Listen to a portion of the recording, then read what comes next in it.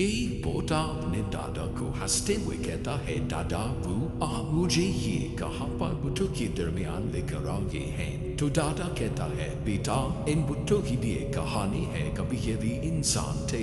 तो पोता हंसता है और कहता है, दादा वो ये क्या बात हुई। तो दादा वो कहते हैं, आज तुम्हें मैं जो कहानी सुनाने जा रहा हूँ वो एक सच्ची कहानी है और जिस औरत के बारे में मैं तुम्हें बता रहा हूँ ये भी सच्ची कहानी है। एक औरत जिसके बाल सांपलुमा होते हैं। तो पोता फिर हंसता है, कहता है, दादा वो ये क्या बात हुई, ये कैसी कहानी है। तो उसके दादा उसको कहते हैं, अब सुनो, ये जो तुम्हें बुत नजर आ रहे हैं ये कैसी औरत है जिसके बाल सिर्फ सांपों से बने होते हैं और वो नीचे से पूरी नादन होती है और उसे सांपों की रानी भी कहा जाता है। उसकी आंखों में जो भी देखता है कहा जाता है कि वो पत्थर का बुत बन जाता है और वो बुत बनाकर उसको तोड़ देते हैं। तो वो कहता है, दादा अबू मुझे वो कहाँ मिलेगी, मैंने उसे खत्म करना है। तो दादा कहते हैं, बेटा जब उसे खत्म करो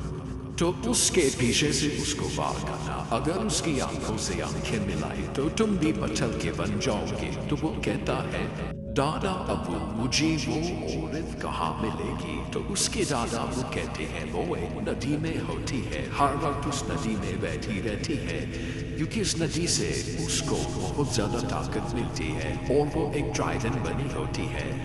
तो फिर पोता अपने दादा को कहता है कि दादा उसे खत्म कैसे किया जाए, आपने मुझे बताया ही नहीं। तो वो दादा उसको सारा तरीका बताते हैं। फिर वो उसी तरह उस औरत के पीछे जाता है और पीछे से उसको वार करता है और उसका सर धड़ से अलग कर देता है और वो औरत चीखती है और चिल्लाती है, कहती है कि तुमने मेरा डाल क्यों अलग किया। तो वो लड़का उसको कहता है कि तुमने बहुत मासूम लोगों की जान ली है, उनको तुमने अपने जाल में फंसा कर तुमने उनको मारा है।